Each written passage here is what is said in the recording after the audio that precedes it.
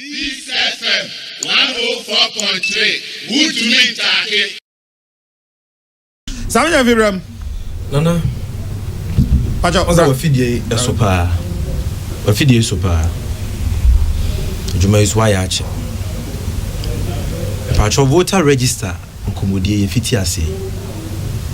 Chreme NDC ni ba ko pe.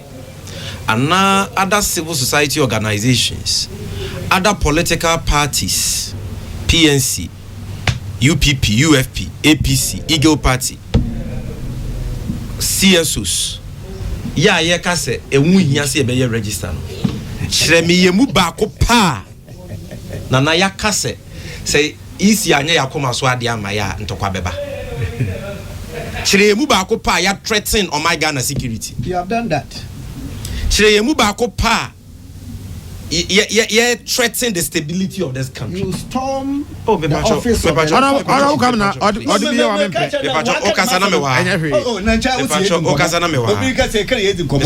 You will storm the office of the Electoral Commission.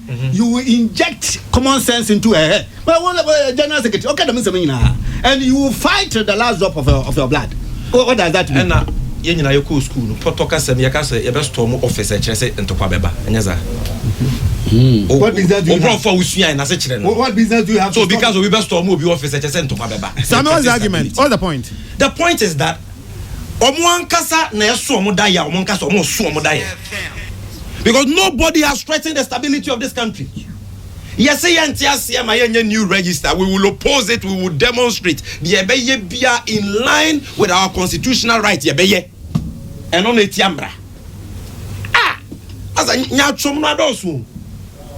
And then people for never catches a demonstration. We cannot oppose the register. 2012 year new krumwa. 2015 year new krumwa. Yaka demonstration and why not demonstration but MPP Libya catch us but if people are demonstrating and people are explaining their opposition to Adia EC person and no say yes to Kabeba. So entro no mudi empantoni enko be obi eni wa wakasa. But name one person. But does that mean they are against demonstration? But does that equally mean that they are against demonstration? No, I am saying say all we are doing is say you demonstrate. Okay. Yeah, press conference. Yeah, oppose. So if you interpret that to mean say you threaten the stability of this country, then there will problem no. Because you cancer. Your next point. ABM, Mr. 2017.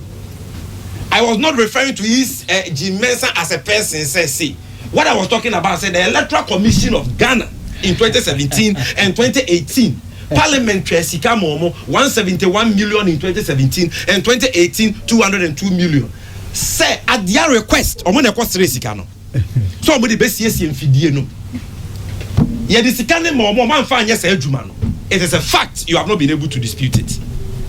So say energy men say it is neither here nor there. The EC was there, the allocation was made, but it was not utilized. You mentioned and yet so say mfidie no ye repairable, ye maintainable, ye upgradable. Didn't contest that. Then some point say, yeah, argument to say, Obi want a car, no say car no fault to boom. Now the original chain say fault to be any. We are analogy dia way. He register na you so easy japade. They said your car, you be japade.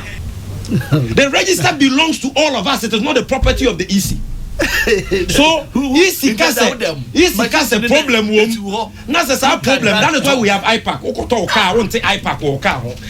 You compare oranges with oranges. Here, come and see. So once the register is the property of the states, and we are all stakeholders in the process. So what be two and the same say? Oh, Nana Michelle. Begin to wrap up, Pacho. Yes, sir. Now the catcher say. Data center Intimicoto register for fra. We say ya badrim my school. So we should support you say who grow data center and register for fra. We say if you say abrefidia ni etimi kura na man ye 2019 ya also the 2 million Ghana cedis akura bi dia trade 1.2 million. We say if you dey na ye betimi akura no yanto ntwene any register ni yanto ntwene because one na wo hweso ntini ye believe. Look at this way argument.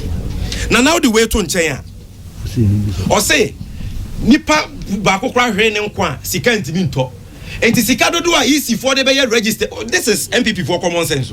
O say ye to ye nyansa to atwene ti omunyansa no omo nim nyansa no omunyansa ne say Say nipa baako kura wu a sika bia ni we betime replace no. And say easy for so more than $1 trillion by register we shouldn't oppose it. I say we want to be that. We ni nyansa no. I will say ya to nyansa to atwene no. So we betime register ye hospital as ayare for yare. Some of your final point. Yet President Akufo-Addo challenge the cost of the Ridge Hospital. Ye here kwan but or challenge the cost of Kaswa. And he say empo assuming without admitting say ye here register 280 billion for per diem and also do. Some of your final point. Some please I've got to go. Your final point. In just 1 minute. Pacho, 30 seconds. Only repetition. Nana. Why would tell me? Who MPP no NDC new. Ghana card I see the 1 year.